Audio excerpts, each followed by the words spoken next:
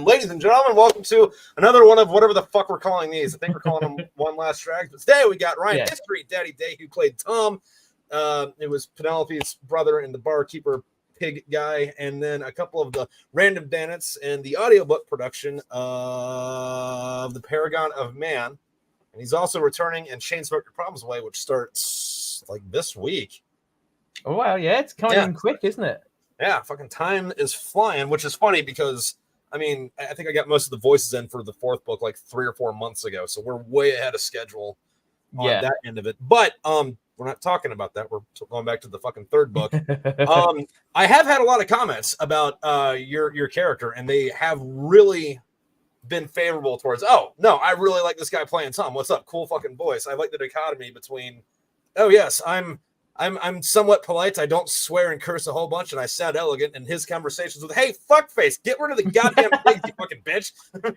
I must say, Thom was a really fun sort of character to get into, because when you gave me the instructions, like the sort of the 1950s BBC broadcaster, I was like, okay, I can do that. But I had, obviously with an Essex twang, I knew that was going to come through. So I really enjoyed the sort of the almost farmer, like have you ever seen Clarkson's Farm?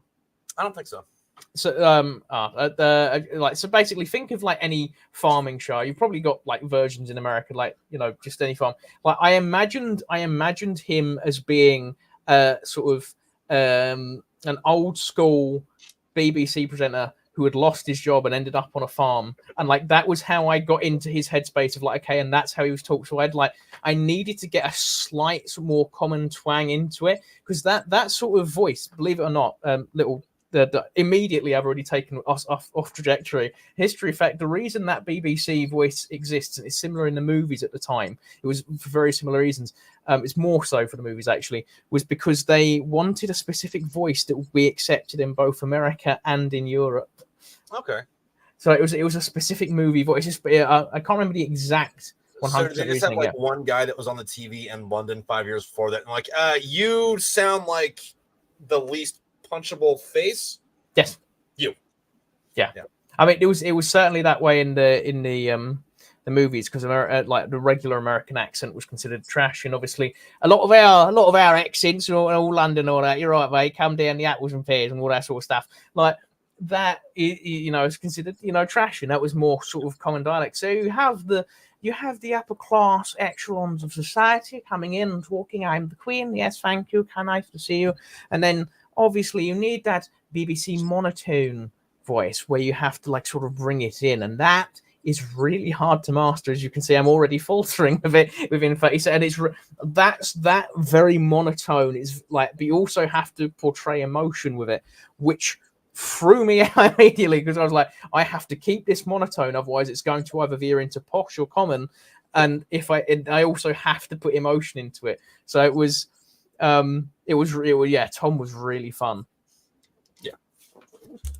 Yeah, no, and kind of a like stick character. I don't want to say stick character, but not the kind of character that had been presented in the first half of the third book or anybody in the first two books. Even though I guess Thom was in the first book, but very, very minor character. He wasn't like, because like in the third book, Thom was like a side character for the last half of the book, or like a main side character, not like a background over here. I liked that he had his sort of brave moments, but he definitely understood his place. He was behind like Hank and Penelope in the pecking order. He knew where he was sitting, and he was like completely sure. He was like, fine, I don't want to take charge. I'm just here. I just want to eat food and like live. And all right. So here's the line: guy with the gun, guy with the gun's wife, guy with the gun's wife's brother, other friend. Yeah. It's funny because I would get questions about that character. They'd be like, well, why is he carrying around pigs and chickens? It's like, because the apocalypse happened and they need to eat. Yeah, I mean that it's a logical thing in there. It's like obviously I did film in uni, so the thing they always ask is like, if you're going to make an apocalypse film, it's the one thing every single writer goes, oh, and then the Fallout, and Brotherhood of Steel, and there's Walking Dead, and the one thing, no matter what apocalypse genre it is, what happened to all the nuclear power stations. And it's that sort of stuff that, like, the simple stuff that you follow along with. Where do they eat? Where's the food? Because there's never any farms. Maybe Fallout, you see like 4 farms. But like the logical thing is, you're probably going to have your own pig, your own chickens. So you're going to take them with you. Like, yeah. And the other thing about the apocalypse, though, that no one ever puts into perspective is the apocalypse already happened. Like there was a world where, you know, the dinosaurs lived and God smited them. And we're the weird post-apocalyptic creatures that took over afterwards. Yeah.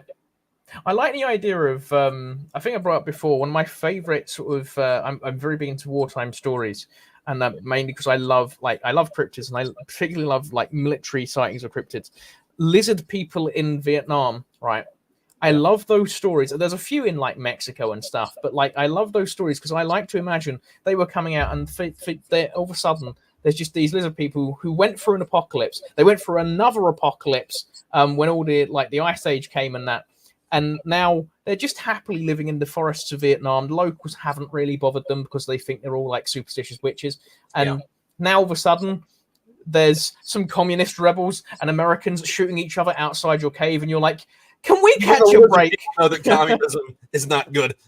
Yeah.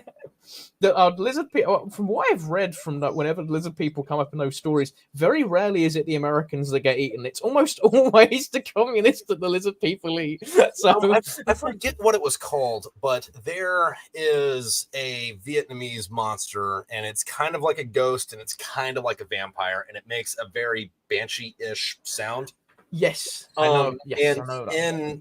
During the Vietnam War, we tried to do a psyop where we like played the sound of this banshee sound out in the fucking woods to get the Viet Cong to fuck off, and it worked. And the Viet Cong left, and the North Vietnamese left, and the South Vietnamese that we were working with got freaked out and left. The Laotian fucking insurgent said fuck it and left, and it was like, oh, that worked too good. Okay. There was also a CIA operation in the Philippines so there was some communist rebels in the Philippines, and the CIA did, common CIA moment. So they killed a couple of the rebels, put puncture holes in them, drained the blood, and then left the bodies on the trail for the rebels to find.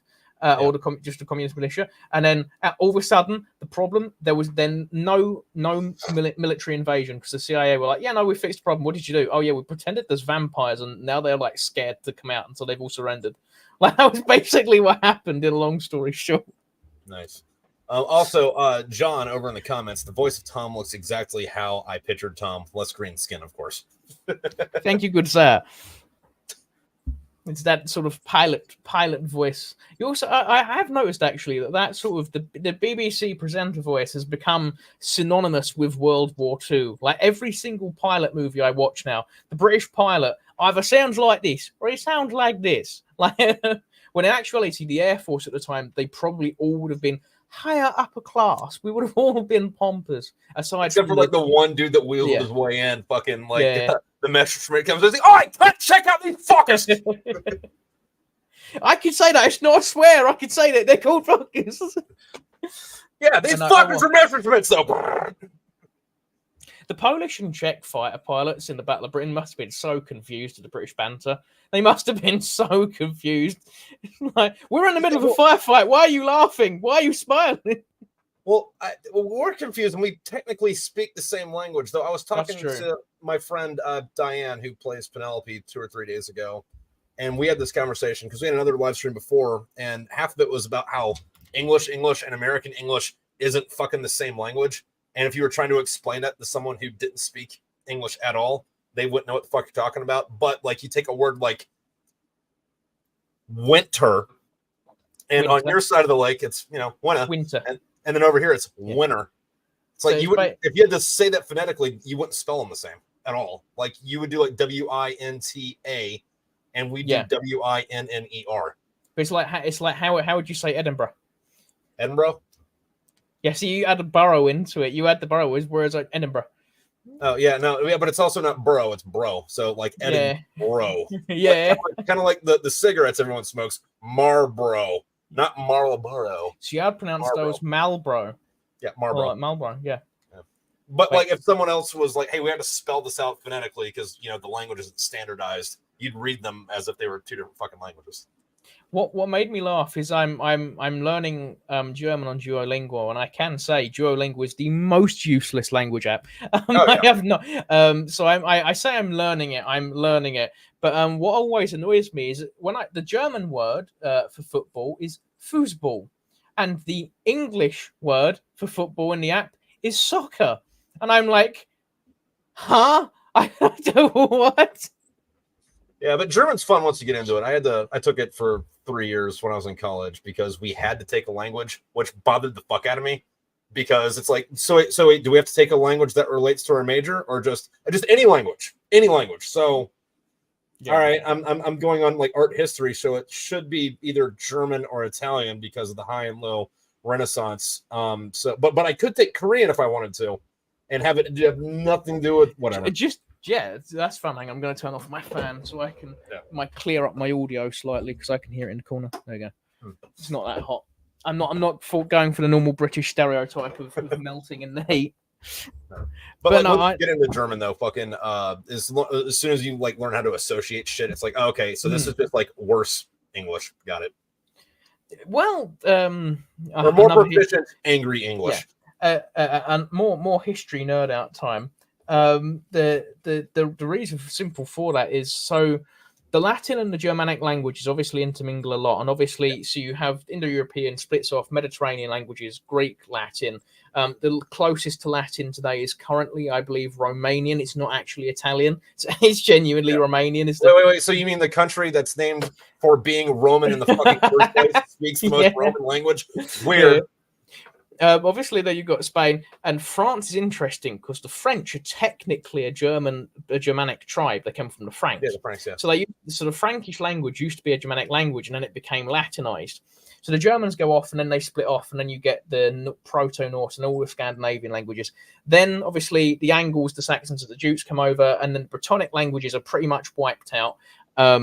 And so we have Germanic, and this is where English starts to form because the Vikings get kicked out. They take a bit of France, and so if you hate the British Empire, it's actually the French's fault the British Empire came to exist because they gave the Norsemen Normandy, and then the Normans would take over England. And this is where English becomes so confusing because by this point on this island, it's mixed with two different types of Brittonic. So you've got Brittonic and Gaelic that it's mixed with. It's now mixed with three different types of Germanic language. Three different types of two Germanic languages, one Norse, and now Latin. And that is why the English language is so dumb and confusing. Yeah, no, it definitely seems like it's less of its own language and more of the German redheaded step kid had to just breed with the other redheaded stepkids. Yeah, very much. It's the Frankenstein's monster of languages, and somehow it ended up becoming the most spoken language in the world because through a pure like fluke of history, it became the world's only hyperpower in history. And I think a lot of that has to do with like obviously like anything else, circumstance where like. If the Mongols tried to do what they did now, like China and Russia would bitch slap them into fucking nothing. Which is mad when you look at how small Mongolia is when considered. I heard somewhere that like the Mongols never had more than like 20 or 30,000 fucking troops in an army at the same time, which is insane. It's because it's why in Game of Thrones the Dothraki are like the perfect visualization of this, because when your entire society is built on forts, you can hold up in a fort. And the Mongols were famously bad in the beginning at siege warfare. But once they figured out siege warfare, they was like, oh, we can't figure out. We're fast moving. Oh, wait, all we have to do is shut off their supply lines and then we can go off and we can hold this siege down with like 1,000 men. Okay, cool. We're going to go off and have like 4 more battles now. So you can like, when you realize that you can have all of these sieges going on at once and then you're mobile, a cavalry force, it's like the Romans for the longest time were almost unbeatable. The only time it was really when the Pyrrhus of Epirus was able to get them was with elephants. And so the only thing they could ever have trouble against was cavalry. And that is this exact same for every single army aside from the advent of guns. The second guns come into the equation. So the Mongols now would be hopeless because, like you say, China and Russia would just pull out some guns, like, mate, don't bother. But before the advent of guns come in, and like the 1200s, they're very, very rarely seen, like any sort of explosive like that. It's game over. A big charging force, there's nothing you can do to repel against that.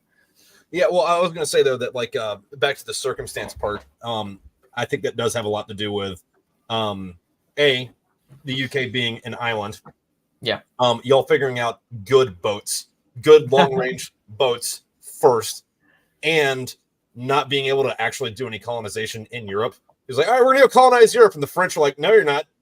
And then y'all are like, all right, fine. I'll go over there and do it, asshole. Yeah.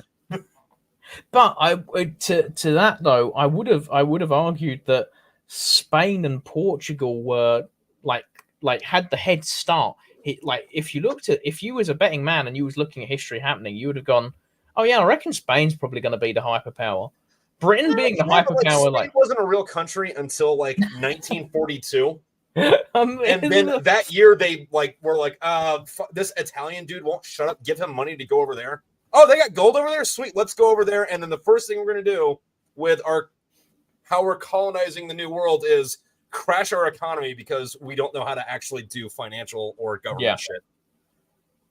Yeah. That one mistake of flood, they accidentally did inflation by, whereas like, so for as evil as they were. Like, for those of you at home, more or less what happened is you had hyperinflation, but it wasn't because of fiat currency. It was because they went to South America and took all the gold and brought it back. It's like, look, we got all the gold. And then when they started circulating it, everyone had all the gold. So gold didn't fucking mean anything anymore. It is literally the before Disney went to trash, when they did the first Incredibles movie, it was like, when everyone's super, no one will be. Like that's the like that is just the be all end all that phrase.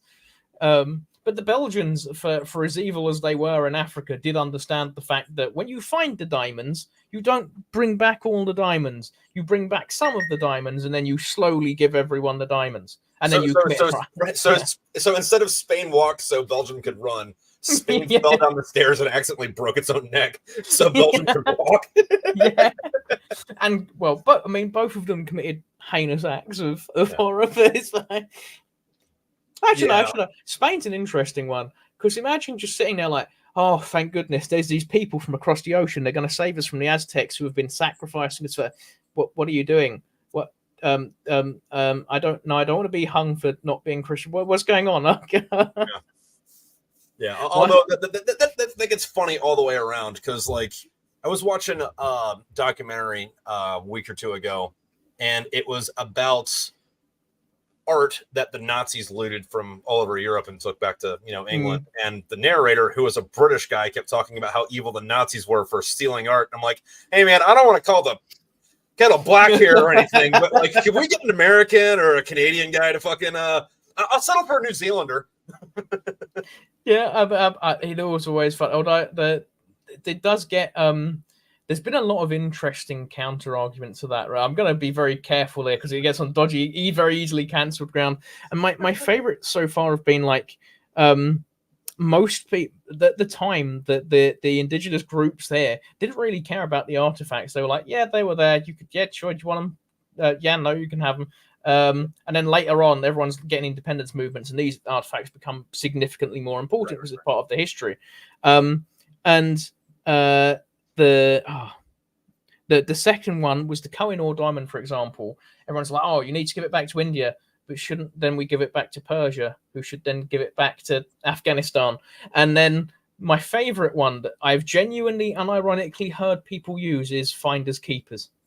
And it's not what I'm using. I'll make that very clear. The thing with finders keepers is like, that's A, asshole thing to say, but B, also how it actually works.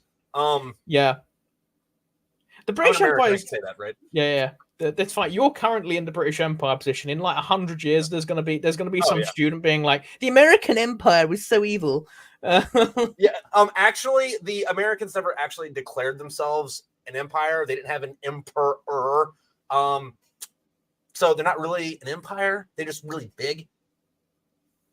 Although I would find it absolutely hilarious if Trump decided, like, I'm crossing the Delaware, and like, you're not Julius Caesar, calm down. But I'm crossing the Delaware. I'm crossing the Delaware. Also, that was significant because there was a big Hessian mercenary camp on the other side of that, and George Washington was going over there to schwack the enemy. That area now is like in the middle of bumfuck nowhere, so it's like you're crossing the Delaware. Cool. What are you doing in the woods? But it also is a 100% move that he'll be like, I'm doing just like Caesar crossed the Rubicon and Washington crossed the Delaware before me. I'm doing it. That is 100% a move he would pull. That's 100%. I mean, that kind of reminds me of there's a movie called FDR, American Badass, where he got polio because he got bit by a werewolf. They made FDR a werewolf. That's amazing. Yeah. Well, he didn't turn full werewolf. He just he ended up fighting it off. But that's why his legs wouldn't work, because of a werewolf attack. But then later, as he goes on his campaign trail and gets elected, and it's fucking hilarious. But World War II starts up with the Axis powers, which are all werewolves, by the way, also. It's also in a very similar vein to Abraham Lincoln Vampire. Yeah, I just saw that come through. Yeah. But there's a part where the Axis are like, okay, the America and the Allies are kicking our ass. We gotta figure out a way to sabotage them. So we're gonna taint all their alcohol, and then like Mussolini, Hitler, and Hirohito are all on a like a fucking not voice chat. What do you call three-way calls? Back in the day. Yeah. And they're in the werewolf form, bitching and complaining and stuff. And Mussolini's like, oh damn it, the Americans, they figured out the plan, and he's got like all the wine got shipped back from Italy, and then Hitler's like, oh my god, they figured out ours too, and like all the beer gets sent back to Germany, and here looks over, and a letter comes in, and it's got all the sake, and it says, "Don't ever send this pussy ass shit over here again." But that just reminds me of that film I was gonna watch before you said it was awful, which was the Man Who Killed Hitler and Then Bigfoot. Yeah, I didn't like it because I was like, this looks so much fun, and then you was like, nah, it's not worth it, and I was it's not what you thought it'd be. Yeah. I did find a new cryptid though, in Pennsylvania, and like West Virginia, Maryland. Like this little thing. There's a cryptid called the Squanch, and it's this weird, ugly pig-like thing that is so ugly, and it knows that it's so ugly it can't stop crying because of how fucking ugly it is. Not a hideous freak, but like, ew, Becky, ugly, and just cries everywhere it goes. And the way you'll find it is you'll find pig tracks with like tears and like a trail, and then if you ever go out in the woods and hear sobbing, it's the Squanch. Why is it called? I have no idea why the fuck it's called the Squanch. Maybe that's like Squidward. But because of where it is, it's a little bit outside of Pittsburgh. It probably puts fucking French fries and coleslaw on its fucking cheeseburgers. So yeah. I mean that might be why it's crying too. I mean, I dunk my French fries into my milkshake when I go to McDonald's. Oh, so. Yeah. Is that a normal thing? Depends on where you're at. Like if you go to Wendy's, because they have the Frosty, it's okay to put it in a Frosty. But if you actually drink milkshake instead of eating it with a spoon, that's a no. I don't know the rules. Wait, you eat milkshake with a spoon? Okay, so do you guys have Wendy's? What? No, we don't. We've just got Taco Bell. We're like so basically the way the UK works, everything America does, we do 10 years later. Yeah. But that's why I asked. But anyway, there's a place called Wendy's. It's kind of like a Burger King or a McDonald's, but they have this thing called the Frosty, which is it's kind of like a chocolate shake, except for it's super thick and you have to eat it with a spoon, but it's not quite soft serve ice cream. Yeah. But it also doesn't melt, so you kind of have to eat it with a spoon, and you can't drink it with a straw. Okay.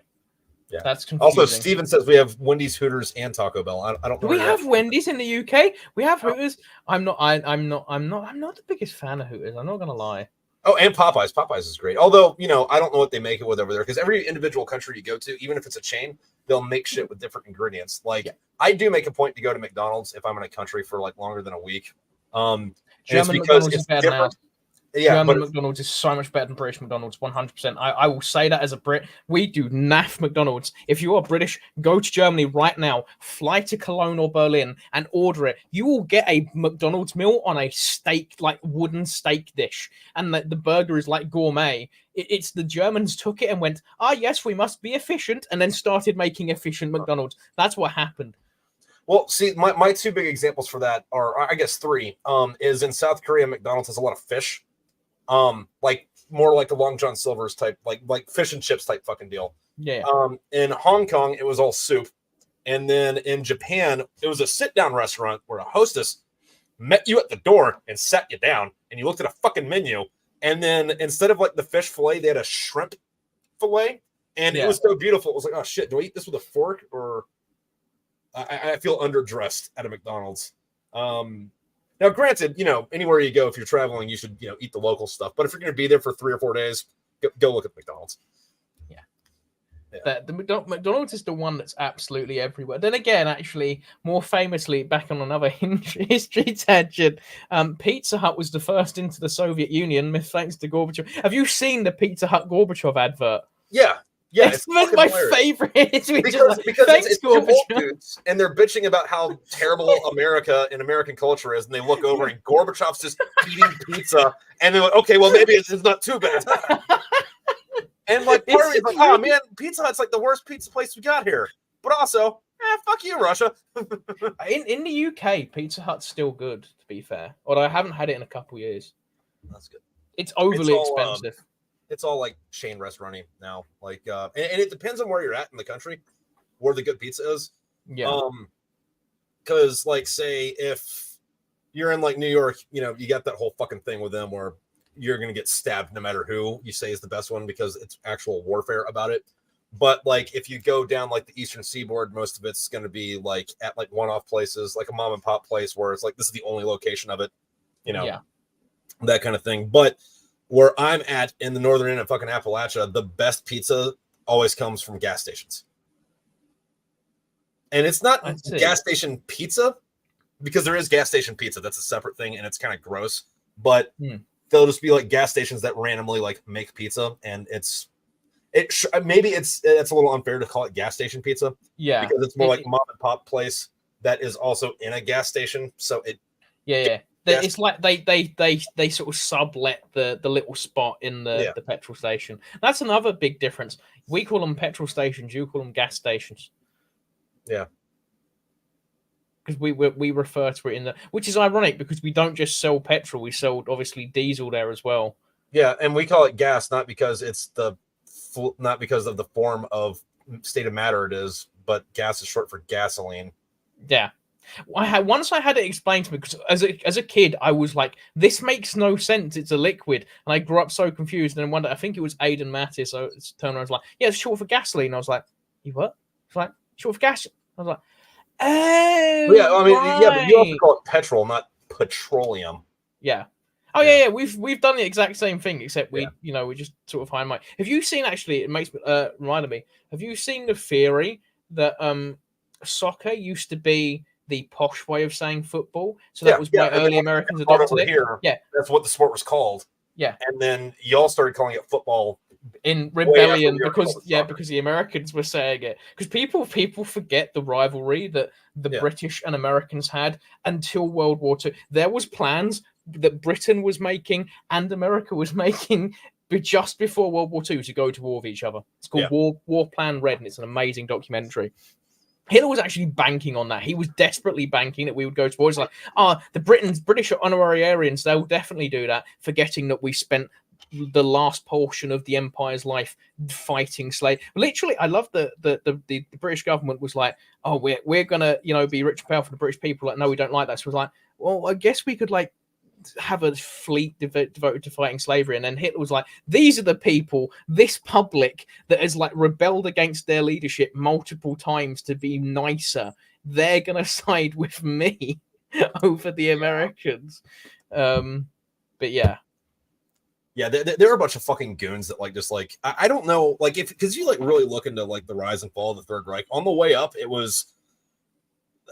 You ever meet someone that like you can't fire, and your boss can't fire them because their uncle is like the boss or some shit, so they promote them out of the building? Hitler literally failed upwards, and he was a good talker, and that was literally it. Now you do have to give it to him that he's a good talker. Like literally the best public speaker that has probably ever fucking lived. Yeah. Like, and there's like, hey, dude, here's like proof of that. I'm not saying that good public speaking leads to Holocaust, But you gotta be very careful. Yeah, talking. And the thing is, like, we like to make fun of that shit. Like, you know, he's up there doing the fucking whatever. But like, if you go back and look, I watched a whole documentary just on fucking Hitler talking once. It was fucking phenomenal. And have you seen the clip of him in Finland? When we've got a clip of him talking to a Finnish, I think it was one of the higher ups in the Finnish leadership. Because obviously the Finnish attacked by the Soviets, enemy of my enemy is my friend. The Finnish had a non-aggression pact with the Nazis, fought the Soviets. The Finnish weren't fascist, as a lot of modern people seem to try and rewrite history. They weren't. They were literally just going, these are the bad guys, we're fighting, you're fighting as well, so we'll fight you. They never fought the Allies. Anyways, back on track. There is a recording of the one of the Finnish higher-ups talking to Hitler, and it's in Hitler's normal voice. Have you ever heard Brock Lesnar speak? It's that effect. Because Brock Lesnar speaking is like wait, that's your voice? And then when Hitler isn't in his like hardline, like orator voice, he just sits there and he just sounds really, he sounds like the kid that's bullied in every single group, and you want to feel bad for him, but you're like, you kind of deserve it. It's literally no, but the other thing, it's literally but the other thing though that like worked with that was they compared it to other like German politicians and the speeches they give, and it was like you'd find a dude. And like it was, they had this thing of Hindenburg, who was the president of Germany at the time. He was giving this speech, and he didn't look at the camera. Just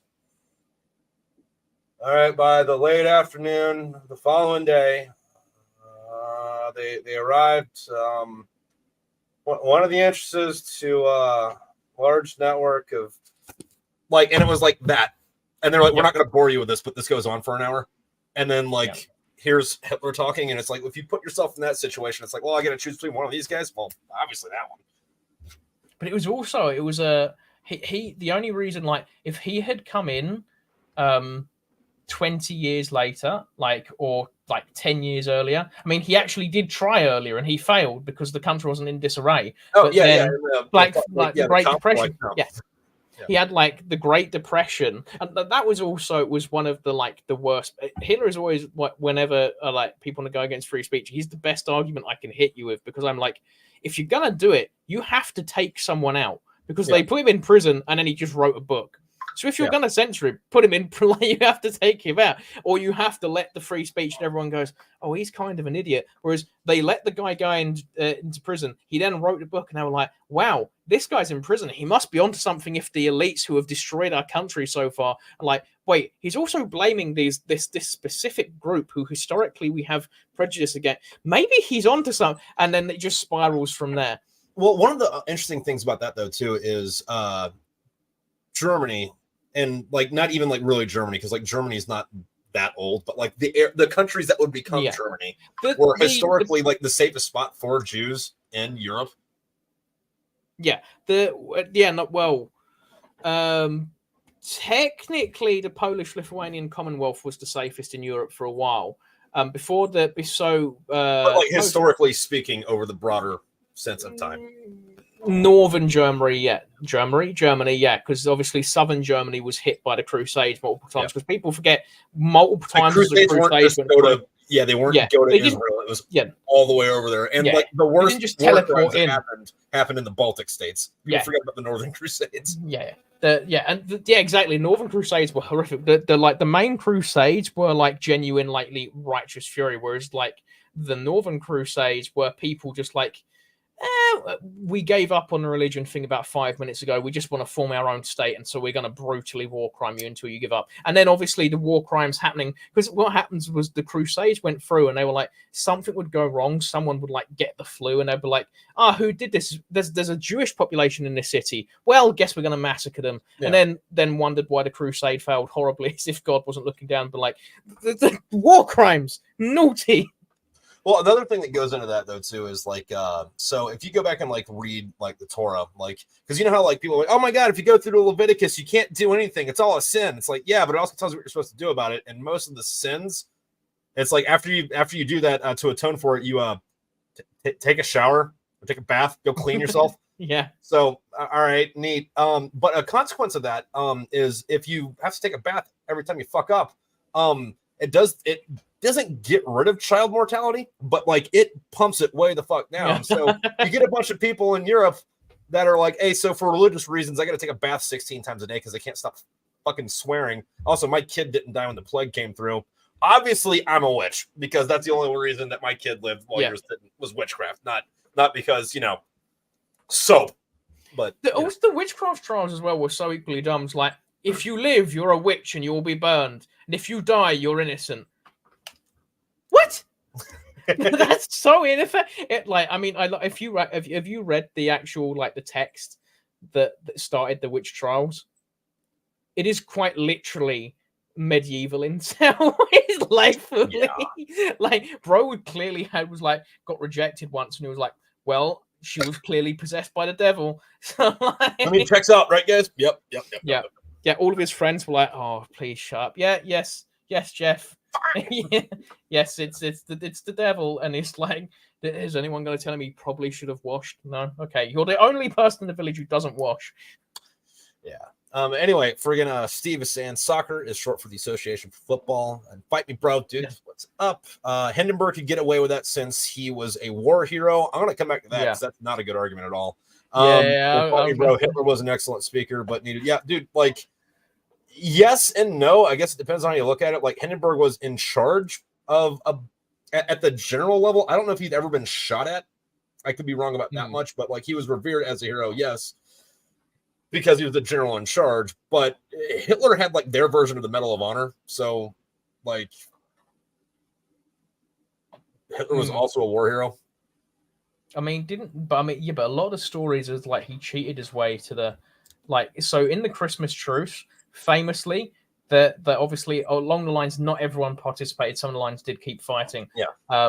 But famously, while everyone was going up to bury the dead, because that was how it actually started, was people started getting up and burying the dead and holding church together. You've got to remember, these people are, because people always think that so Romans classically are a conscripted army, medieval peasants, and then you've got as you're getting into imperial times again, that all of the European nations started doing conscription, and they were doing professional armies. So these guys were 100% basically mercenaries. So they got up and was like, no, you shot me, mate. It's job's a job, and that was how they viewed it. And then obviously, as the war went on, it got more vicious because people were fighting through anger, and actual war crimes were being more and more committed. So at this point, they were like, you bury your dead, we'll have a nice service, we'll have a kickabout.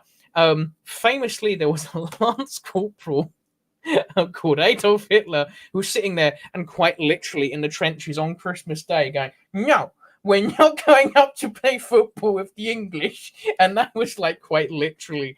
And then there's also another story where he apparently pushed, probably been embellished over the years, he pushed his best friend into an oncoming grenade. I don't know how true it is. It's probably allied. I'm gonna take the deep dive on that here because I think it's funny. But go on. Yeah, but there's something obviously famously the guy who didn't shoot him, and Hitler said to Neville Chamberlain, "It's that man that I think his name was Harry or Henry." Yeah, I also think that whole situation was made up too. See, apparently the guy was really beaten up at in real life though. Apparently he believed. Yeah, because he remembered fucking random German guy. Oh my god, that's Hitler. Who's Hitler? You'll know in 20 years. It could have just been Hitler massively psyoping one guy. Henry Tandy, that's the name. Thank you, Stephen. You heard that story. That was me that he didn't shoot. Yeah, that's where I'm leaning on that. But also there's a lot of times that Hitler survived assassination attempts. Obviously he was deeply in the occult, so you cannot tell me that he was not under some demonic protective spell. There is a I forget. We've gone way off tangent. We are on a there's a woman. There was a woman. She wrote a couple books, I think in the 60s and 70s, but her whole thing was that in Hindu, you get a bunch of gods. You get three main ones. And I don't remember which ones they are off the top of their head, except for Shiva, which is the god of death and rebirth. Where it's kind of not death and rebirth like the Grim Reaper, but death and rebirth I have to burn the forest down before we can plant new ones because that's how the circle of life works. And she had a theory that Hitler was the avatar or incorporation of the goddess Shiva, or Kali, not Shiva, of Kali, because Europe needed to be reborn and it couldn't be reborn until it got burnt to the fucking ground. And Europe got burnt to the fucking ground. There is logic there. Yeah. I'm gonna be the agnostic atheist on that one, but yeah. I mean, actually, going back to Spain, actually, I looped around. I was editing Isabel of Castile for work recently, and I was obviously, as you edit those projects, you learn about her, and I was really intrigued to learn that at the time, a lot of European rulers who believed, obviously, they believed there would be one who would be like Alexander the Great, or like all of the famous conquerors that come before, like Julius Caesar and all that. They believed they would be that next version, and their job was to kick Islam out of Europe, and to do that, and to begin the return of Christ there, to kill all the Jews. Yeah, I'm not sure how the math on that one works up. Yeah, but like, I also fucking like love reading about that, because it's like, we got to kick all the Muslims out of Europe. It's like, all y'all failed at that except for Dracula. The bad guy in this is the only one that actually fucking did that. Have you seen like the full story of Vlad the Impaler? Like, so obviously, as he was realized he was losing, like the man was it's fun, like every time I bring up Vlad the Impaler, or I've done a video on him, I just get comments from Romanians being like, thank you, you're talking about our national hero, and a bunch of Turkish people being like, no, he was evil, stop liking him. And it's just like Romanians and Turkish people arguing. It's like, no, he was a hero, no, he was a monster. And I'm just like, I just made a funny video. I'm sorry. I also don't know if this is going to translate because of the English-American vernacular, but do you know why Vlad the Impaler never puts his feet up? I don't know. Because he hates Ottomans. Which for the British people, I don't know if you call this the sitting stool thing. Yeah, we have Ottoman chairs, Ottomans. Yeah. But we also have beds called Ottomans as well, and an Ottoman bed is just a bed with storage under it. And like mine lifts up. I lift up because I'm a hoarder, so I always have a surplus of stuff. So I specifically had a bed that I could lift up and like put stuff under. But on his retreat, on his final retreat, the Ottomans were trying to take a city, and they knew they were hot on his tail. And they went into this city, and they opened up. There was no resistance, and the Ottomans were like, they were because it's Vlad the Impaler. They were expecting a fight. This man, if you were a young couple and he caught you, kissing to I can be vulgar on this channel, can't I? Yeah, I don't give a shit. Yeah, they were like absolutely shagging their pants off each other. And if he caught you doing that, he would have you both impaled, which was where he got the name before he met the Ottomans. So they go into this city, and there's 20,000 Ottoman janissaries. 20,000. This guy sat there and did impaled 20,000 people alive. To impale someone, it has to be alive, because otherwise they're floppy and it doesn't go through right. Yeah. He impaled imagine the absolute like hatred and persistence you have to sit there and go. I mean, obviously he didn't do it by himself for that. That's actually quite a funny image of him going 1, 2, 3. 1, 2, 3. Yeah, like, so he's just sitting there, like, maniacally laughing as his few remaining men are just impaling. And obviously the Ottomans are, like, vomiting and that. And a lot of them are like, can we, like, go home? Because I don't want to... And it worked. It did slow the advance down, because a lot of the people were like, I might mutiny. Like, this guy is insane. It's a very similar tactic to what Trump did on a lesser scale with Kim Jong-un, where he just went... It's basically that I'm more ballsy than you. I will go further than you. Do not try me. Like, it's the exact same, except Trump didn't impale people. He probably would have if he'd got a chance. If he had got the chance, he would have. Like, but we get the best barbecues. Well, I mean, the other thing though, fucking they fucked up with that. Yes, as Steve said, the power. As Stephen said, the power of fear. But also the other big thing is, like, people would accuse him, or like the thing is that he like ate some of the bodies or drank their blood or whatever. But I got down you get down the right rabbit hole, and it's like, that's actually German propaganda, and the Germans don't ever do any propaganda, so you know it's real. And it's like, okay, well, like, that's just like saying that I used to believe in aliens, and the government said there's aliens, and now I don't think they're real because, like, I know I'm not supposed to believe or not believe shit because of who said it, but don't get me wrong, I still think there's aliens very regularly visiting. I just don't think the ones that the government has pointed out are the ones that are coming down. Yeah, the ones that you're working with, Mr. Biden, the ones that are giving Biden the drugs to stay awake on stage, those ones. Can I say that? Was that cancelable? I feel like that's common psycho. Like, after debate, everyone's like on board with that joke. I don't know. Fucking I think YouTube's okay with it. Like, but my favorite thing though, more recently, is like on Twitter when or X, whatever the fuck it's called now. When every once in a while I'll get in a skiff with a British person, and then like freedom of speech will come up, and I'll just like in my next thing be like, at POTUS, suck my dick. It's like I dare you to do that to your prime minister, and then they don't ever respond. Yeah, it's because we would unironically be arrested if we did that to our prime minister. There's actually a brilliant Ronald Reagan joke. I know he's quite divisive as an American figure. I don't know enough about him to really comment, but there's a brilliant joke he said once on stage where he was like, an American and a Soviet are arguing, and the American says, "I have true freedom. I can go up to the president anytime. I can walk up to Washington, walk into the White House." Although recently there's a bit more, they're a bit more upset about that after a certain January. But I can walk into the White House, slam my fist on the table, and say, "Mr. President, I don't like how you're running the country." And the Soviet goes, "I can do that as well. I can march into the Kremlin. I can slam my fist on the table, and I can say, Mr. President, I don't like how Ronald Reagan is running his country." Yeah. Although going back to the empire thing, I think that's funny because a lot of people, I've seen it more recently described as the Soviet Empire, but it's like, well, I mean, they didn't have an emperor either, so are they an empire? I mean, they beat most of the fucking. Technically, the Roman Empire didn't have an empire at the start. Technically, it was the title was first among equals or first man or whatever. It's been translated various ways. Yeah, that's it. But it was emperor later on, as they started getting a bit more insane. Looking at you, Nero. Well, and that's one of those funny things too, because like everybody was like, "I'm going to take this deep dive on Rome. I'm going to become the Roman guy." It's like you're becoming the Roman guy from like 100 BC to like maybe 150 AD. Not, the Rome that fell in the 1420s. Oh, that's not real Rome. Okay. Well, if you think about it, Rome fell. It's like Kingdom, Republic, Empire, Second Empire, Third. Technically, it fell 6 times. Yeah, because you have the city-state of Rome, which was taken over and became the Roman Kingdom, which then became a client of the Etruscans. They broke through that, became a Roman Republic.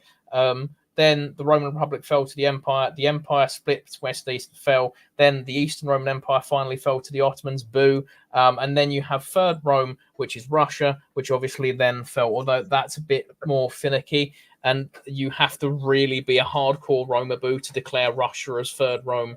Also, Catherine the Great, I know you're dead, but if you're listening, you so close to beating the Ottomans. Quit, why did you stop? Sorry. Yeah, fucking, I don't remember.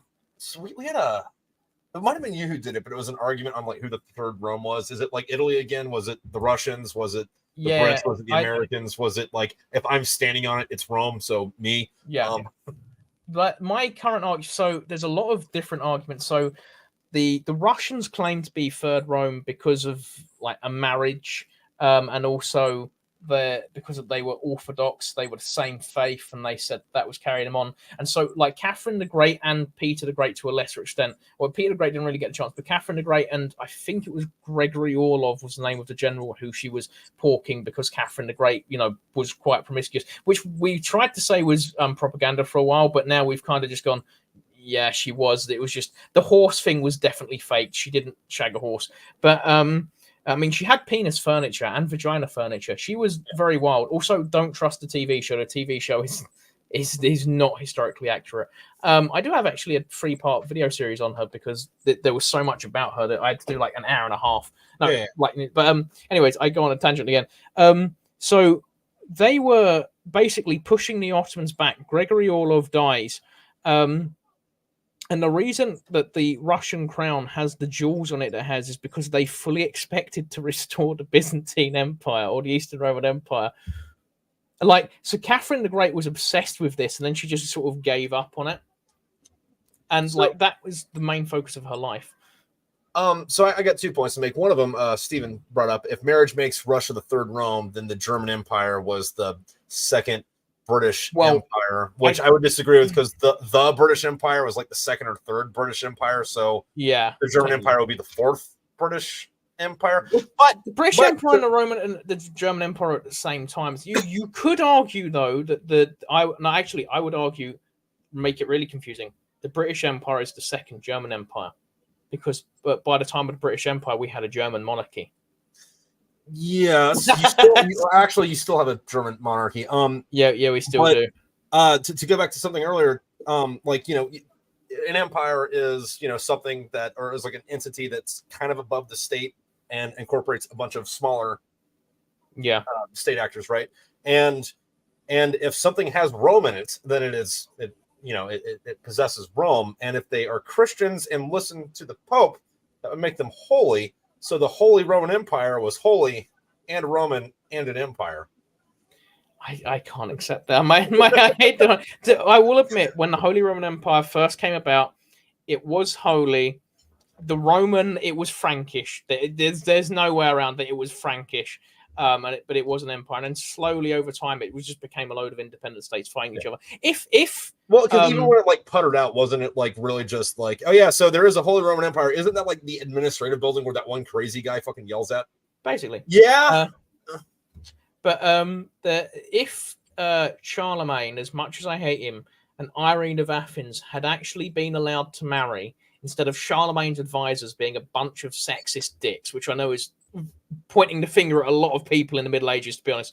But if they had actually accepted, because they were all scared that Irene of Athens would take over control of Charlemagne, who, to be honest, to be fair, was enthralled by her beauty and just quickly wanted to get his end away, and that was the easiest way. To be absolutely fair, they were scared I know that they weren't French yet, but the Franks turned into the French. Yeah.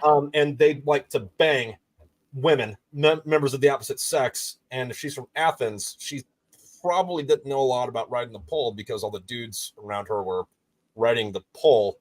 So she was just looking for like a dude. Yeah. She must have seen him and been like, "That is the manliest man I've ever seen in my life." And was like, "But if they had been allowed to marry, that would have we got to break that word down. We got to, because think about this though: if two dudes are having sex, there's no women involved. That's twice as manly. That's true. So, I mean, I'm not going to say that the Greeks weren't manly men. They were just a little too manly, if you know what I mean. Well, that was the idea that the Spartans had, was like, if you're lovers, you're going to fight harder for the guy next to you, because, which would be a great argument if they were banging each other and not 5-year-olds. That's more the philosophy, although that's debate. That's been really heavily debated. I love the fact that historians will like sit there and be like, well, we've got this word, and it might mean that the philosophers were all nonsense, but it also might mean like fatherly love. And that's why you get men. That's why you get men that look like women. Are you Thailand? That's a fun fact. Hadrian, who was which is why also to all of the LGBT websites to keep pushing Hadrian as an LGBT icon, please don't. He was a paedophile. But like Hadrian, like literally shacked up with a 13. Oh, but he didn't actually get with him till he was 15. Okay, he was 13 when he met him, and he fell in love with him. Nonce. But Hadrian broke Roman protocol, because the Greeks had beards, and the Romans obviously were clean shaven. And so Hadrian liked the Greek style. He was basically a Hellenophile before Hellenophiles were a thing. He was like a complete Greece fanboy. So yeah, I don't know where that tangent went on. I kind of got very invoked in like how much I hate Hadrian. But anyways, I don't know. We've been on a long spiral of. I think we're supposed to be talking about Bigfoot, England, or do you want me to quickly finish off my Roman claimants, and then we'll get back on track? We've been off. Was there a trick to get back on? Like, we were talking about ladyboys and fucking fight me, bro. That's why I tell us gay joke with my Marine buddies all the time. Elagabalus. I'm not going to go into Elagabalus because I'm just not educated enough on Elagabalus to actually bring it up. And I don't want to do this. Yeah. So Elagabalus, long story short, some people argue he's trans, some people argue he wasn't. I'm gonna get in trouble because I used the pronoun he. Some people think I should say they. Some people could say she. It's why I don't want to touch it with a 10-foot pole, because it's impossible, because all sides get really angry about it. It's for anyone who's watching and they're interested in the subject of was Elagabalus trans emperor. Watch Metatron's video on it, because he actually does an unbiased view of like all of the sources and then this like doesn't actually give you. He goes to you and says, "Here's the sources. Here's the information. Make up your mind," which I like. I don't like people who are like, "This is what happened." I'm like, no, here's what could have happened. But again, Elagabalus used to feed people to lions and throw snakes at poor people. So not a person you want as your historical icon. Yeah, Elagabalus. Man, hear that fucking sentence out of context. Yeah, snakes at poor people. That's interesting to put on your Twitter, or Tinder, but okay. Elagabalus. I'm gonna just keep saying Elagabalus because it's the safest way to not get me in trouble. Elagabalus, like, I think cut off. It might have been actually no, that was Nero that cut off a guy's genitals to make him his wife. But Elagabalus like used to feed people stone. Basically, he fought Elagabalus. Sorry, I'm trying really careful not to get cancelled for this. But Elagabalus used to like feed people stone as a prank. It's basically like every YouTube prankster before YouTube pranksters were a thing. But very quickly before I get cancelled for talking about Elagabalus, we'll finish off with the actual claimants of Rome. So obviously you've got Russia. Spain was the other one. Legally, they are the third Rome because legally they were given the inheritance by the last claimant to the Eastern Roman Empire, I believe, or it was the last. There was another guy who claimed it. Italy, obviously, because Rome, that's where it was. I'm going to upset so many people with this. But the actual third Roman or the actual Roman Empire is the Catholic Church. Yeah. That's what I was going. That's what, because if you look at how it's run, its systems is almost the exact same. Well, the Roman Emperor was the head of the church and the head of the religious fucking community. I don't know if he was the head of the church at the end. I think no. I mean, like back when they were pagans, like. Oh yeah, he was like the ceremonial, like whatever they were. Basically, like the Pope was. Yeah, like the Catholic Church isn't so much the Roman Empire; it is the last institution left over from the Roman Empire. So that, to me, makes Vatican City the de facto, which is literally in Roman Rome. Empire. Yeah, like Vatican City is a country inside Rome, or is it just south of it? I'm not sure.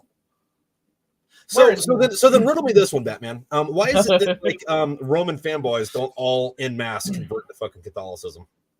Because all the hardcore Roman fanboys go, well, actually, that was the end. So you've got two sets of Roman fanboys. You've got the hyper-Christian ones who that are all Orthodox for some reason. Yeah, they all go Orthodox or like non-denom, like I'm non-denominational, and they all simp for Saint Constantine the Great, who obviously, if you know the story, he was the British. His dad was a British Roman. His dad was also a Roman emperor, or like one of the Roman emperors, because it was like the four at that point in time.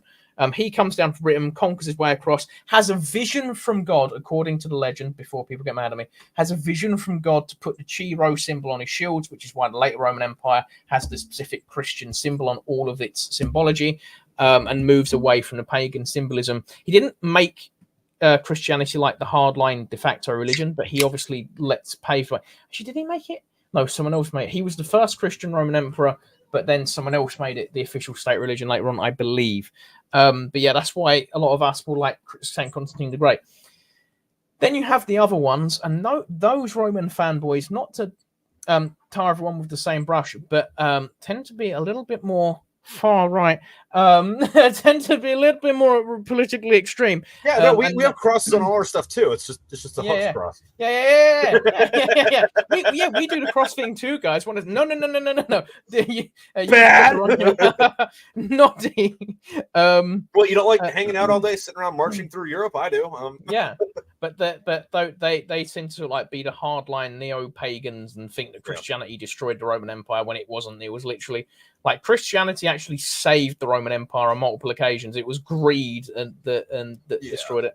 Well, my other thing though is like because there is like a bigger thing now where everybody's like going back to heathenism or paganism or whatever. So you know what is a time honored pagan tradition? Converting to Christianity.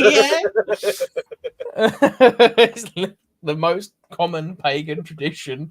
But yeah, so Paragon of Man, we're looping around now.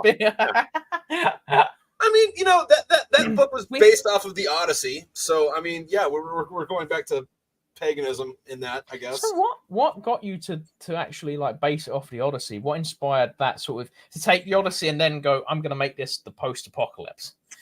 Because the second one was the Iliad, and it was like, well, I mean, of course you have to do the Odyssey after you do the Iliad. Yeah, that's true. Yeah, that makes sense. Yeah, I don't want to say it was not that simple, but it wasn't too far away from that. But before I even started writing the first one, like I don't want to say I had the entire series planned out, but I had at least a sentence per what each one of these books was going to be about, and the third one was going to be okay. So after World War III happened, they walk back. It's like, all right, somebody already did this. Let me just go plagiarize him real quick. But, you know, fucking, I thought it was fun to, you know, change a few things in it, or like see how it would, not see how it would, but like see how I could get things to fit in that circumstance. Like when they go into the cave and instead of meeting a Cyclops, it's a Russian mech that's only got the, like one big camera. So it is a one-eyed giant that, you know, kills a few of them. Instead of the last Ragonians, I got like a cannibal Swedish Viking sex death cult, which I had some fun words for them that I can't repeat on YouTube. Yeah. But I mean, I think cannibal Viking Swedish sex death cult is probably well, I would use frost and then slurs for Asians. Yeah, you know, you can't say that. You can't say that. I mean, to be fair, if you wanted to summarize Viking cannibal sex death cult, you could just say ABBA. Yeah. There's some lore there that people are going to Google after this. Have fun. Yeah, and then like instead of putting the bow together, which was a puzzle, not a feat of strength, it was an intelligence thing, you know, having it be a rifle. Yeah. You know, which, you know, if you've never fucked with a gun before, you're not going to know how to put that together. Which, and if you have, it's like, oh, it's just boom. Like, you know how like some people can like Rubik's Cube, and you're like, what the fuck is wrong with you? It took me 14 weeks to get blue all on the same side. You know, it's just like, all right, well, if you know how to do it, you can. So, you know, that kind of thing. And then like fucking, there was a few things I had to like retro act. Like in the first draft of the first book, Penelope had a different name. And then once I was like, oh shit, this is going to be the Odyssey. Oh, I should name her Penelope and have that be a foreshadowing event. Yes.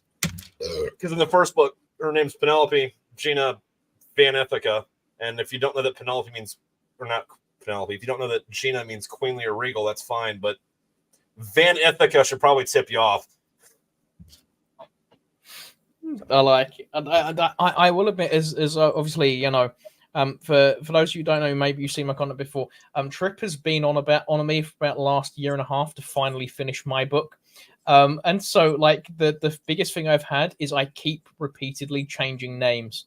It's the exact same. I'm like, I kind of want that story now, and that name doesn't fit it. So I'm gonna check. Like one of the guys, like I fully changed his name to Isaiah recently because I was like, well, because obviously as I'm reading the Bible, I was like, well, hang on, that storyline fits, and I was like, I'm gonna sound like a crazy Christian if I do this, and I was like, but it fits so well, and then you have to go for it, and then you go for it, and then you're like, okay, now I have to rewrite every single line of dialogue where their name is mentioned. Well, I mean, you're going to do that in editing anyway, so yeah. Thank you, Google Word, Microsoft Word for the Control F, so I can just find and replace. You got to be careful with find and replace though, because and this isn't giving anything away, but I have a character named what the fuck was his name? I think his name was King originally. Originally his name was King, and then I changed it to something else. And I did the just auto find and replace for that, but my characters swear a lot, so it went from just King changed to, you know, Bob or whatever. But then in the middle of fucking sentences, people will be talking about the Bob Ing instead of the fuck Ing or the Foo Bob or fucking whatever. But, yeah. Yeah. Also, Fight Me Bro is asking, how long did I have the Iliad and Odyssey rolling around in your head before you decided to make a modern take on them? So way back, fucking, I don't have any writing of this, but I do have like sketches of the idea for this. Would have been, and this kind of goes into where like Hank and Doc became immortal in, which got switched later. But like in the proto-primordial ooze of this, it was supposed to be, or I had an idea for a story that would have been one of Zeus's kids killing the gods, because like, you know how like there was what Oceanus, and then Saturn killed got all the Titans together and like overthrew Oceanus or fucking whoever, and then Zeus got all the gods together and killed all the Titans, and like it's supposed to be this endless cycle of your kids are going to kill you all the way down. Yeah, it was Kronos yeah, sorry. And then like no one ever wrote the myth where someone killed Zeus. It was originally supposed, not I want to say originally, but like this like in the brain soup, I had an idea for something like that, and then you know it just never happened back in the day. So this dude's been bumming around for a couple thousand years, and then I was kind of like, nah, that's dumb. But I do like the stories that could be involved with that character being an immortal dude. So I should go read up on, you know, Greek mythology and shit to try to tie that in there. And then by the time I actually sat down the road, I went fucking Sumerian instead of fucking Greek. So complete other side of the fucking Mediterranean. But it's been popping around there for a minute. Yeah, I like the fact though you haven't done the common like Greek mythology thing where it's like, I'm gonna do this exact thing, but I'm gonna make it modern and edgy. You've gone, no, I'm going to take this thing, I'm going to make it my thing, and I'm going to go absolutely off the fucking rails with it. I mean, it is modern and edgy. If as long as you're not the modern and edgy crowd. Yeah, I was going to like whenever I say edgy, I mean like the sort of cringy edgy, whereas your stuff's actually good. Like whenever someone goes, oh yeah, my comedy's really edgy, and they tell you the dark joke, and it's like, what did the chicken do? It died, and I'm like, oh no, I can't tell you, dude. I've had a problem with that though, because like I've had to, for the most part, the audiobooks when I put them on YouTube, they're presented as is, but there are shit where it's like I have to fucking like cut this out because the other channel I had before this, YouTube didn't give me strikes; they just fucking deleted my channel. Yeah. So, all right. I still think middle of chapter. Hey, I'm here. I'm going to explain to you in words what happens, but you have to go buy the book off Audible because that's the only place that you can put this without the censor taking you down. Or like fucking, I have a hard time marketing on say like TikTok or some shit because like it's like, all right, let me read this passage and that's a censored video. Okay, all right, cool. So I mean, I have a funny feeling it was the vomit BJ scene that might have got you in trouble for that. It was not that. It was actually before that scene. Fucking that got taken down the first time. The vomit BJ scene wasn't what got you in trouble. Yeah, that didn't get to the first channel. Wow. Yeah. That's fair play. That YouTube really is. You need to look at sort of like Rumble or say like they're a bit more free speech. Oh yeah, we were bringing this up earlier. Yeah. No, I'm not going to Rumble, and it has. I was trying to covertly mention it for you. Yeah.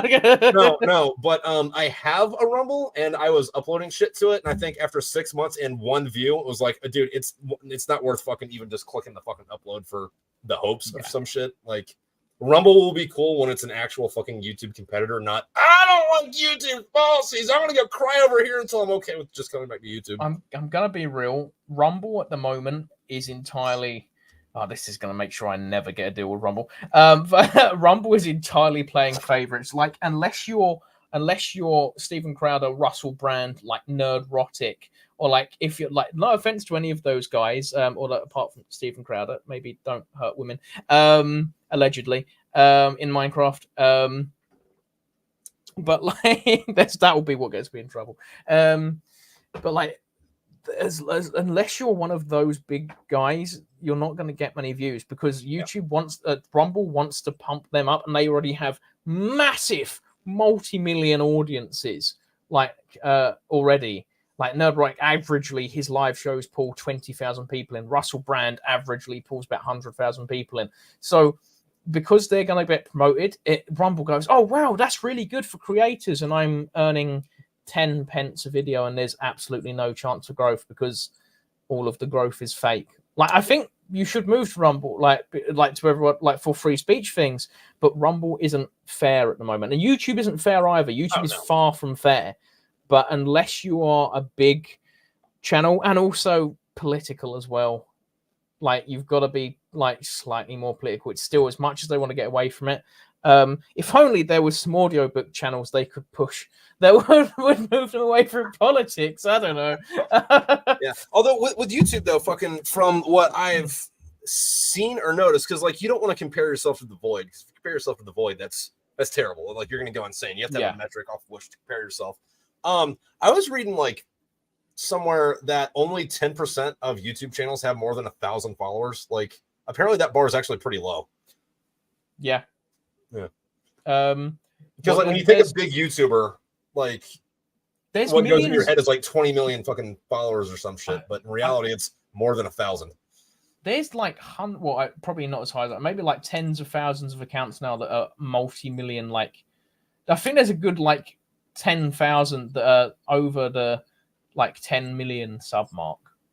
Yeah, I mean, but still, like actual numbers wise, though, like of creator content, fucking YouTube channels, most of them hang out at like 200 or 300. Yeah. Like most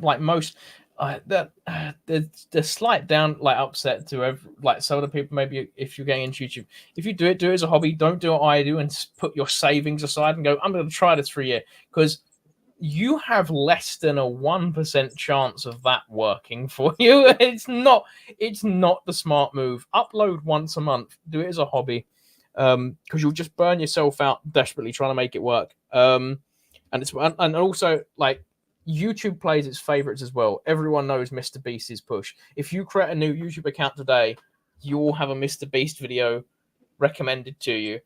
I don't even subscribe to Mr. Beast, and I still get his videos recommended to me. I'll be like, I don't know if I've ever actually watched any of his videos. I've seen exactly one on Twitter. I mean, like it just seems like standard YouTube trash, where it's like this is content for the sake of content. Literally, it's reality TV, and like unless it's good reality TV like MILF Manor, where everyone's insane. Have you seen MILF Manor? It's absolutely insane. I haven't watched. Go on. I watched like Disparate and Hill versus Babyface review it because I didn't want to actually watch it myself. But the concept of the show is like single mums go on with their teenage sons, and the sons have to pair with the different mums, and the mums have to pair with the different sons. So the whole concept is you go off and basically try and sleep with a 45-year-old, 50-year-old woman, while your mum is trying to do the same with another 20-year-old guy. Do they have a blindfold? Fucking pin the tail on the donkey. Yeah. Oh yes. But not the tail, and not the pin. And yes, there was someone's butt instead of a pin. It's my dong. And we're blindfolded. My name is Oedipus, by the way. There is an episode where the sons are blindfolded, and then their mum goes up to pin stuff on them, or like there was some nudity involved, and then also they had to admit the dirtiest things they'd done in front of their mums. There was an episode like where one of the guys wanted to suck toes and stuff. It gets really weird quick. It is absolute trash, and you're just watching it. There was one woman who went on there in the memory of her daughter who sadly passed away. What? Yeah, exactly. She went on there to get with a younger guy in memory of the daughter that passed away. So she got voted off the show, by the way. She got voted off because she was too creepy for all the other people on the show. So I don't know what I'm allowed to show on this. I mean, on stream you're like show anything, but like what actually goes on YouTube. So I'm gonna dance around a few words over here. And keep MILF Manor and keep what you said in mind, because this relates to the daughter that's not there, I would imagine. Okay, so there are in the United States on any given day, there are 22 combat veterans that take their own lives. And what you just said made me want to be number 23.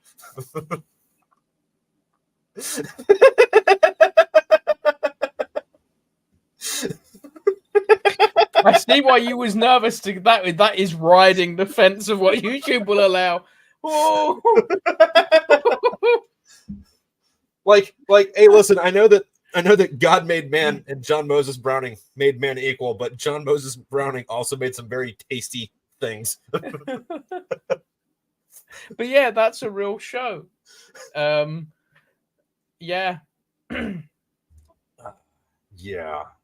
Yeah. I can't think of a word. Yeah, that just See, listen, my country may be falling apart, but your one is falling to absolute degeneracy. So yeah. Also, Steve, if it fits, it fits. There's plenty of non-Christian authors who use Christian names because it fits. Yes. Yes. John, this is great. Feels like Thom and Hank chatting in the Jeep as they drive towards Big Bear. Thank you. And Fight Me, Bro, just makes me want to take a bath with my toaster. Yeah. Warming it up. Fucking like I choose you, Pikachu. Fucking fire, whatever the lightning bolt thing is. Let me get soaked up. Make sure that I don't recommend watching the show. I recommend watching the people that took the mick out of the show because they make it funny, and you don't actually have to then watch the show.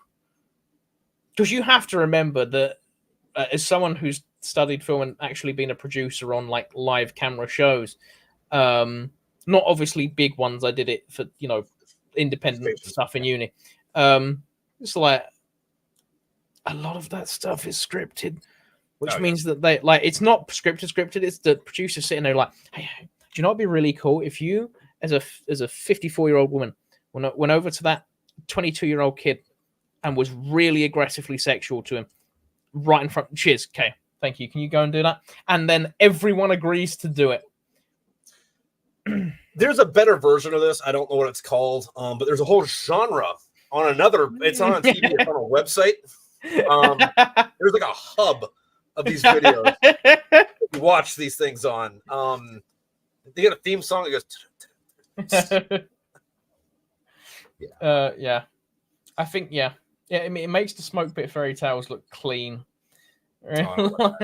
Like we've only what there's 12 of these books. We just got done with the third on here. Like we're a quarter of the way through this degeneracy, and this last 6 books are all longer than the first 6. So we're not actually at a quarter of the way through yet, except for anything in number.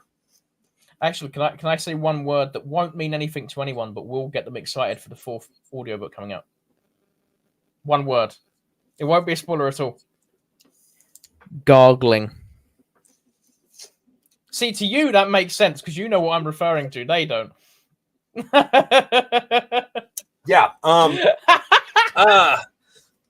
Caveat to that. So in the 3rd book, when Hank is fighting, I don't remember if it was Pomero or it might have been Pomero. I don't know. I don't remember what the name is, but the character is played by Steve Augustin. And Hank breaks his windpipe and breaks his jaw and drags him outside. And for the sound effect for that, Steve Augustin deep-throated a water bottle next to the fucking microphone. Amazing. Yeah, it's absolutely so amazing. So I mean, it works. I can see how that would work quite easily. Yeah.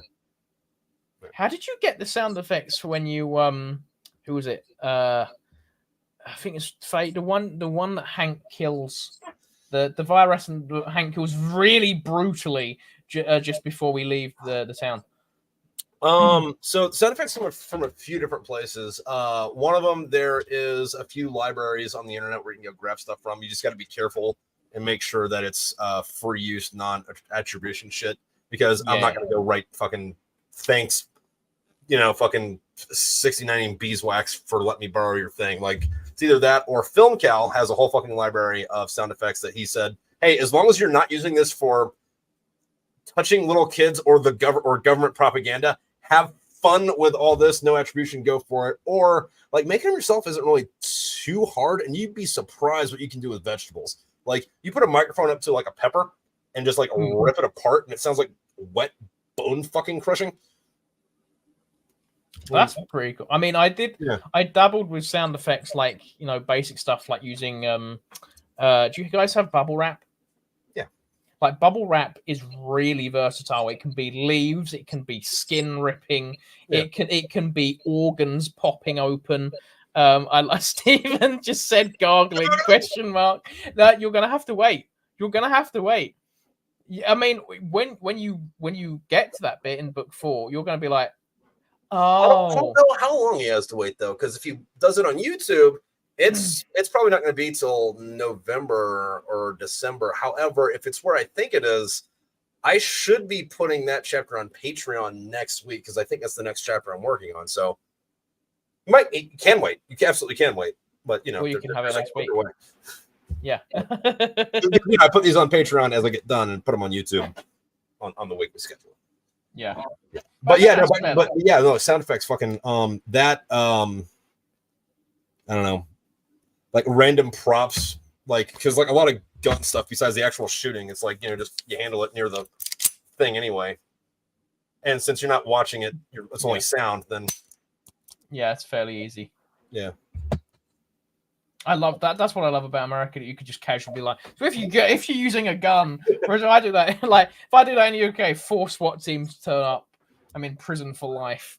Yeah, I'm actually running along. It's like I miss you on the internet because I've been running a psyop on him to get him to move to America and marry Blair White. Yeah, there's so much lore there that needs to be explained with the Blair White stuff. There's so much. Also, Blair White, if you're watching, hi, how are you? Yeah, he needs a sponsor. If I get a DM tonight, it's like I will sponsor you to come. Who is the Ella Gavis guy we were talking about earlier? Yeah. Oh dear. Oh, that clip's gonna come back to haunt me. So I've already imagining like 10 years time. There's gonna be some avid hater of mine who's gonna be like, "Here's a clip of you saying that you was obsessed with Blair White."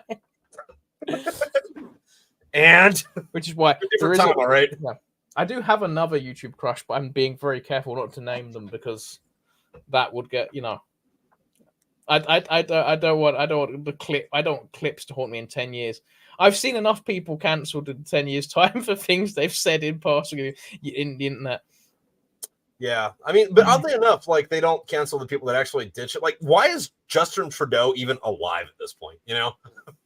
I don't know how that man fully has done so many racist cosplays. And he's in charge of a country. Well, dude, no, and it's great because like in the United States we got the Teflon Don, and then in Canada I don't know what the Slicky Trudeau fucking nickname is, but like same guy, but like you get the guy on the right, and the guy on the left, and do whatever the fuck they want. People isn't what's his name, the guy who was doing that interview eating the apple, who some French name, Priere, I don't know, the Conservative leader in Canada. I feel like he's going to get in pretty soon. Because I don't follow Canadian politics because, like, I know it's so. I mean, I like watching the Justin Trudeau shit because A, it's funny. B, like he is Fidel Castro's illegitimate child. So. But also like there's I think like 8 million Canadians, and it's like there's more people in Pennsylvania. I think. I don't want to say that like an asshole, but like I'm pretty sure there's more Pennsylvanians than there are fucking Canadians. Have you seen? Steven said Justin Trudeau is definitely Castro's. Have you seen the face morph stuff people do, where like shows the father and son, mother and daughter stuff, and there's always a difference. Someone did that with Castro and Trudeau. The face morph thing barely moves. Yeah. Holy shit, there's 40 million Canadians. God damn. Okay, all right, there's 30 more Canadians. There's 30 million more Canadians than I thought there were. My bad, Canada. There's still more Californians than there are Canadians. I was gonna say, yeah. I feel like you would have a fairly easy time. Isn't that why in when America's fighting China in the Fallout universe, they go, oh, Canada's in the way. Will you let us have your supply lines? No, okay, and then like you take them out in like 2 days, basically. And like that's how the occupation of Canada happens in the Fallout universe. It's literally an easy steamroll. Well, the thing about that though is like most of the Canadians live like around like the Great Lakes area. Yeah, and I think it's like 80% of them like live there. So, and the rest of them live in Vancouver, and then most of Canada is just not populated. Deadpool and Wolverine are from Canada. Deadpool isn't Wolverine from Australia? No, Wolverine. None of the characters. Oh, the characters. Sorry, I thought we were talking about the actors. Yeah, Ryan Reynolds. I mean, it depends on which iteration, but I think for the most part, Wolverine's almost always just regularly Canadian. I didn't realize Wolverine was Canadian. It's not. I know it does fit the war crimes. The Canadians. Yeah. I remember when I first learned about Canadian war crimes, I was like, no, friendly Canadians, surely not. And then like the history person who was telling me was like, read this, and I was like, oh no, because we do shit. For those of you at home, there'd be stuff where it'd be like the Americans would go bomb a factory in Germany, and then the Germans could figure out we don't need a factory, we can have these people do this stuff in their homes and apartments, and the British would bomb the apartments, and then they'd go to a refugee camp because they don't have houses anymore, and the Canadians would bomb the refugee camps. Not even that. The Canadians were famous for a type of trench warfare where they would so normally a trench raid, it would be quite loud, quite brutal. There'd be whistling, it'd be the middle of the night, there'd be gunfire going off. The Canadians would sneak in, grab your food, and then you would wake up. There'd just be a Canadian there, not with a knife, with a blunt force object that he would just slam down into your face.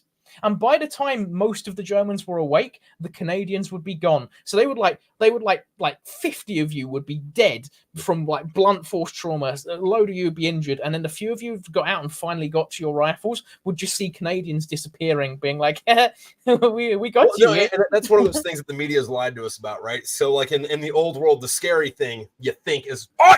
right? Like that's the real scary thing you don't want to hear. But in reality, the real scary thing you don't want to hear is like, "Hey." Yeah, in reality, you just don't want to wake up and be like, "Where's the maple syrup, eh?" Where's the but, yeah, Canadians in World War One and Matt. I don't know so much about World War II. There's actually fun fact. There's actually parts of the Geneva Convention that were added on because of Canada.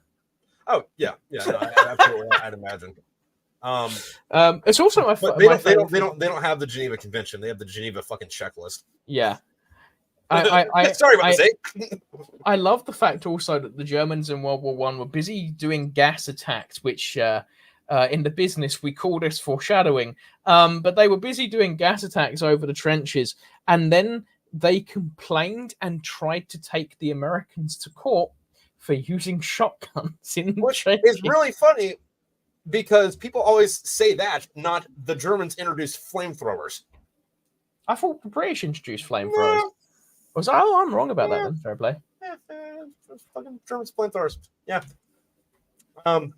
But shotguns are the scary thing, which just tells me, okay, so we know how to use ours. Because that's what that means. Yeah. Yeah. But to be fair, yeah.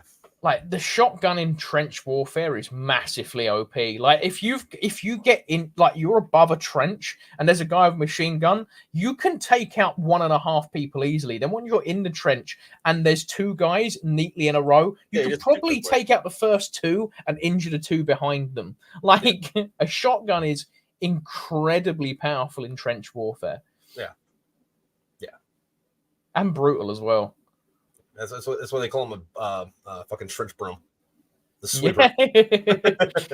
Yeah. Just imagine that you get back to your own lines. You're gonna have some food, and then afterwards you're like, "I got food in my beer," and there's just this bit of brain matter, and you're like, "Yeah, I mean, yeah." I've been eating rats. This can't be too much worse. Have you heard about the Canadian soup grenades? Yeah. Where, They would. For those of you at home, Google that one. It's good. Yeah. I'm not sure if we can actually get away with saying that on YouTube, to be honest. I think it could. Yeah. On that, though, I think it is closing time. Thank you for coming on. Do you have anything to tell the people? What you've been up to? Where's going? At some point, I'm hoping by December I should have finished the book. Now I'm on a hiatus from content creation because I'm focusing on career outside of that. So I've sort of taken the rest of the year off, and I'm going to come back to content creation in January. And I want to really focus on writing stuff.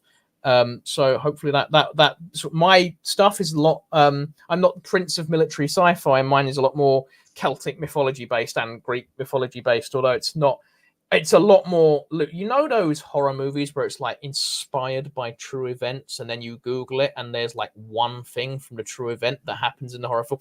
Basically, that where a young woman escapes the Fae. And then has to go and meet King Arthur, but he's not actually King Arthur. He's a reincarnation of King Arthur, doesn't know he's King Arthur. It's a long story short, and hopefully one day you'll get to read it if I actually manage to finish it. But if you want to check out my YouTube channel, I do history and mythology. The last video on there is, Did the Christians Still Yule? And to this day, in fact, the one I did on Saturnalia was where I called Saturnalia the Roman Christmas. Despite in both of those videos, me heavily coming down on the side of Christians, this was before I converted as well, heavily coming down on the side of Christians and being like, it's obvious to anyone who looks into it with a Google search that the Christians did not steal Christmas. Each one sort of the celebration was already there and was like, hey, do you want to not go to hell? Also, God doesn't really care if you still get drunk and celebrate this, so do what you want. And then the celebration, and then the pagans took their traditions in, because the Catholic Church did, or most of the churches took the Roman tradition of like just incorporating other bits of things, being like, you don't have to change it, just like you won't go to hell if you do this. And like, okay, cool. So despite me coming down on the Christians heavily in both of those videos, and I do recommend because you see my train of thought as I go through. I still get videos from American Christians mad at me saying that I'm a pagan heretic. I'm like, watch the video, because clearly you saw the thumbnail of me going, "Did the Christians still pet Christmas?" Yeah, but like you're probably part of the Church of England, and that's still heresy. Yeah, I'm still heretical. But like, I'm just like, if you watched the video, you would realize that what I've done is for the algorithm, I've asked the question in the title, and that's why it's there. And at the end, I answer the question, which if you watched it, you would see I answered in your favor. But yeah, that's it. If you want my more spicy stuff, follow me on Twitter, where it's just normally me and Trip bullying certain political figures. That's not even a lie. There's mostly... no, and it's pretty non-discriminatory. Like, I don't care what side of the aisle you're on. You're getting yeah. I like the stir you've caused recently on TikTok, where everyone was accusing you of being a Trump supporter, and you was like, what point did I say this? And you was just bullying everyone on every side of the aisle. I highly recommend when Trip goes and bullies people on politics. Well, not bullies. I think that's a strong word. I think it's very reactionary, but it is also for the algorithm. I recently did a thing where I had like 5 posts in a row, and it was like, say what you want about the Soviet Union. They had some great songs. Say what you want about the British Empire. They had some great songs. Say what you want about the Confederacy. Say what you want about the Third Reich.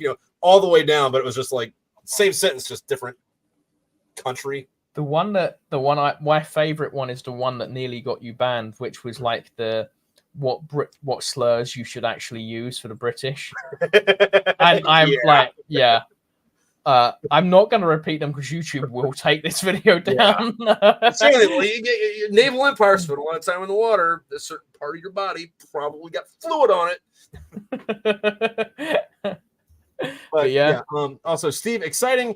When do we get a title announcement? And cool hanging out with you guys. Glad you caught this one. Fight me, bro. We will be back tonight at 9-ish my time with Steve Augustin. So keep that in your Brainhousing group. And Brit Bonger. What is Brit Bonger? Brit Bonger is I don't remember. Like a stoner? Like somebody it is British slang. I think it's northern. It's northern because so in the British we are like a floating Balkans. So Ireland, various parts of Ireland hates itself. All of Ireland hates England. England, like the Cornish, separate. The north and south of England hate each other. The north and south of Wales hate each other. All of the Welsh hate the English. There's a running pattern there. North, like the Highlands and Lowlands of Scotland, hate each other. All of the Scottish. I was trying to avoid doxing you, Steve. Yeah. I'm Southern England and Stephen's Northern England. So that's where the joke comes from, because we have entirely different sets of slang. Yes, Scottish Highlands and Scottish Lowlands hate each other. Then all of the Scottish hate the English. And then there was a Simpsons joke about that with Scotsman Willies, like brothers and sisters are natural enemies, like Scotchmen and the English, or Scotsmen and the Irish, or Scotsmen and other Scotland. Damn Scots, they ruined Scotland. A lot of the worst defeats the Scottish have had against the English were given to us by Scottish people that betrayed Scotland. That's a running theme. This is going to be a little bit too much for now. Would be a great thing for anyone else to Google later on their own time. But what's funny about the other people in those islands that don't like the English, say the Irish and the Scottish. The Irish at least had the good sense to have to get conquered first, instead of like their bank failing and having to join England out of necessity. Yeah. I'm gonna leave those jokes because I don't want to be harmed on the street. As an Englishman, I refuse to comment on this American talk. Count Dankula once made a brilliant point. He was like, when he refused to talk about the politics and the British Isles, he was like, it's like a YouTuber in Texas saying, "I'm not making jokes about the cartel," because you would be, it's a bit risky. Yeah. But aside from that. I will make a joke about how Yugoslavia broke down because a man shoved a bottle up his butt, and that's where I'm leaving that. Good night, people. Ladies and gentlemen, good night. Good night, people. See you later. Bye.